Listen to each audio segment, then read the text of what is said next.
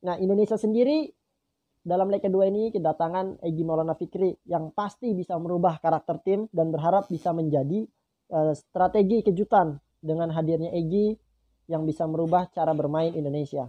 Di sepak bola itu selalu ada faktor teknis dan non teknis ya. Nah, Assalamualaikum warahmatullahi wabarakatuh. Ini kita kembali lagi di channel YouTube SSB Karyango Balikpapan.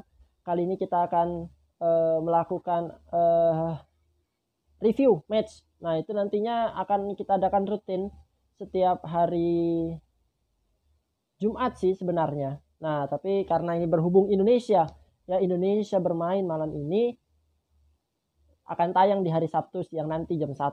Nah, kali ini kita akan membahas bagaimana peluang Indonesia lolos ke babak final Piala AFF tahun 2021. Nah, tentu kita sebagai warga negara Indonesia, kita pasti mendukung bahwasanya Indonesia harus bisa menembus partai final dan mampu mengalahkan Singapura pada leg kedua Piala AFF tahun 2021. Di leg pertama kemarin ya anak-anak Indonesia, para pemain Indonesia bermain sangat bagus ya di babak pertama. Namun di babak kedua kita sedikit mengalami kendor ya karena mungkin adanya pergantian pemain, lalu taktik yang tidak jalan dari Sintayong, dan mungkin juga pemain kita terlalu terbawa euforia kemenangan dan terkesan meremehkan Singapura pada babak kedua. Nah, alhasil Singapura mampu melakukan 4 kali tembakan, yang satu membentur Mistar, yang kedua mampu ditepis oleh Nadeo, yang ketiga berhasil gol, dan yang keempat ada shot on target meskipun melenceng. Nah, mungkin itu adalah hal yang mungkin jangan sampai terulang lagi ya di leg kedua, supaya kita para pemain itu harus betul-betul fokus dalam pertandingan dan tidak meremehkan lawan. Nah, kita sekarang berbicara tentang Singapura ya, kekuatan Singapura.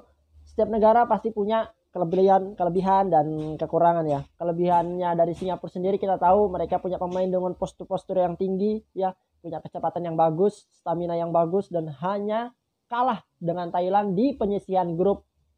Dan terakhir bermain imbang dengan Indonesia dengan skor 1-1 ya.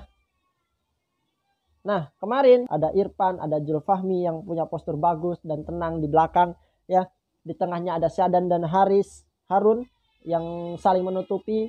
Terkadang Syadannya menjadi pemain nomor 8, Harunnya turun lagi menjadi gelandang bertahannya.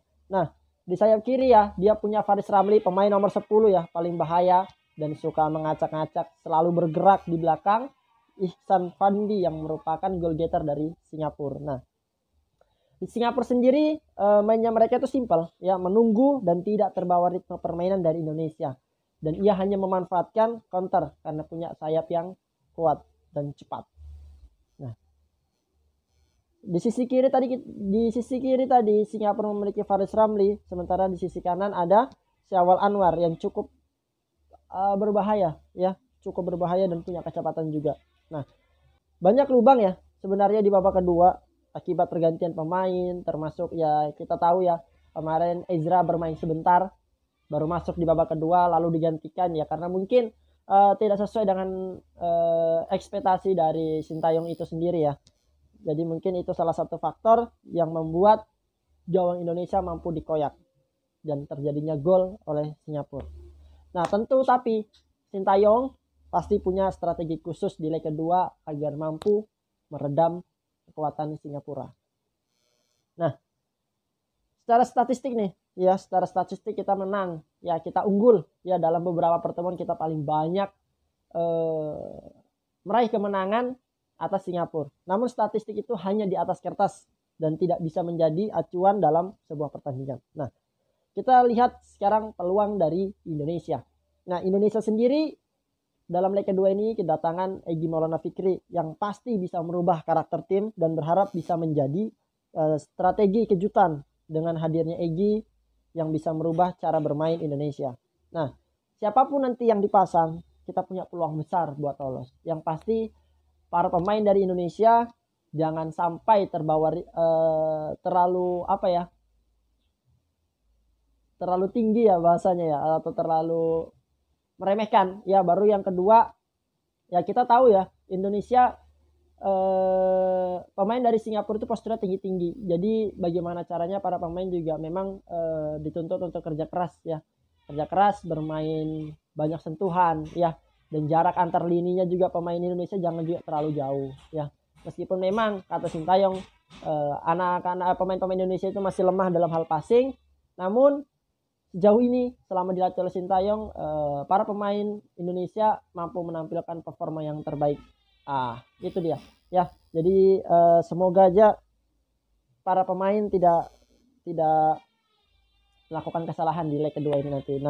Dan yang terakhir, di sepak bola itu selalu ada faktor teknis dan non teknis ya. Nah, kita sebagai tim Indonesia harus berhati-hati dengan faktor non teknis. Non teknis itu bisa jadi dari penonton karena memang Singapura adalah tuan rumah dan ditempatkan semua pertandingan ditempatkan di Singapura ya. Dan hati-hati itu dari penonton, baru dari wasit dan wasit ya. Ini yang paling berat, ini faktor non teknis yang paling berat. Karena apa? Kita melawan tuan rumah.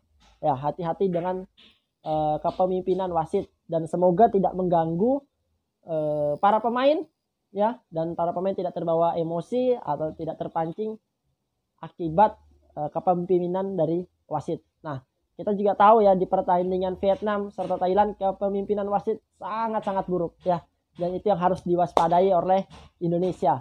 Tapi kita tetap berharap ya Indonesia mampu bermain dengan maksimal ya, tidak peduli dengan wasit.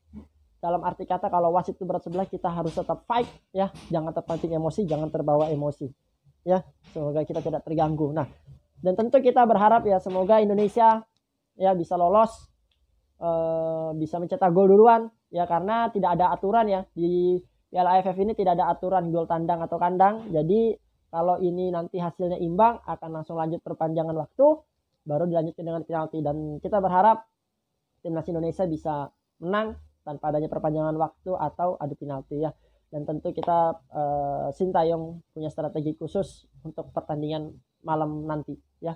Semoga kita bisa menang dan melaju lagi ke partai final, mengulang kesuksesan dari Alfred Riedel di tahun 2010 ya. Mungkin itu aja sedikit review dari saya terkait dengan pertandingan timnas ya. Mari sama-sama kita berdoa kita bisa lolos ke partai final. Oke, sekian dari saya, itu aja. Jangan lupa like, comment, and subscribe.